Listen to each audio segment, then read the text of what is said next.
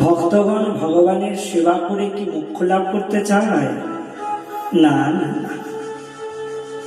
তারা মোক্ষ কখনো প্রার্থনা করেন না।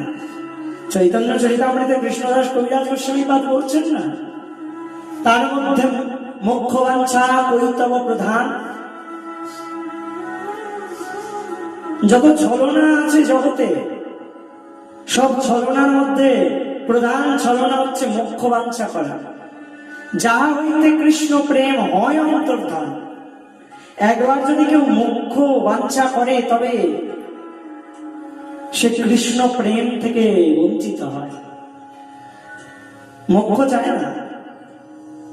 ভক্তগণ বলে, ঠাকুর তোমার সঙ্গে মিশে যেতে চাই না গো, তোমার সঙ্গে যদি মিশে যাই তবে তো আর তোমার সেবা করে সুখী হতে পারবো না।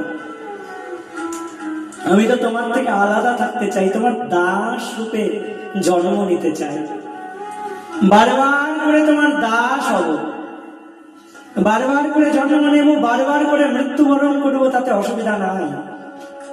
আসিব যাইব চরণ সেবিব, বারবার করে জন্ম নেব, বারবার করে মৃত্যু হবে, বারবার করে আসবো যাব, কিন্তু তোমার সেবা থেকে কখনো যেন বঞ্চিত করো না।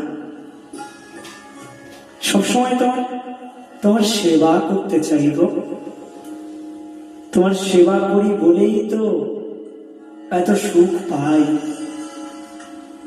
তোমার সেবায় নিমগ্ন থাকি বলেই তো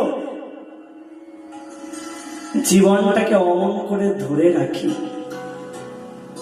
যদি কখনো তোমার সেবা থেকে বঞ্চিত হয়ে যায় তবে বেঁচে থাকার কোনো কারণই যে থাকবে না। বেঁচে থাকি কেন জানো? বেঁচে আছি কেন জানো? বেঁচে আছি তোমার সেবা করবো বলে। ও ঠাকুর, কখনো যদি এমন হয় যে বেঁচে আছি অথচ তোমার সেবা করতে পারছি না, সাধকের এই বেঁচে থাকাটা যে কতটা কষ্টের এটা একমাত্র সাধকই জানেন, এটা একমাত্র সেবকই জানেন, অন্য কেউ জানবেন না।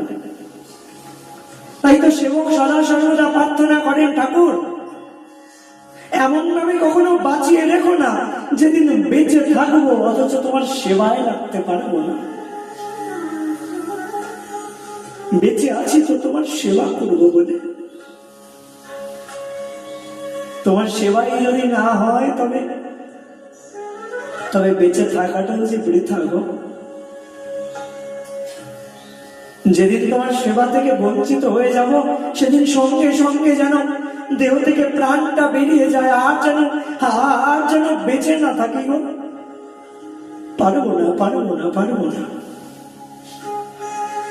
যদি সেবা থেকে বঞ্চিত হয়ে যাই তবে সেই কষ্টটা না সইতে পারবো না গো।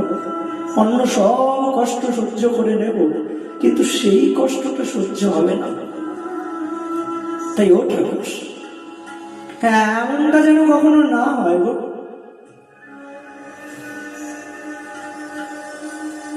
তাই সেবক কখনো মোক্ষ বাঞ্ছা করেন না, সেবক তো সদা সর্বদা সেবা করে আনন্দ লাভ করতে চান।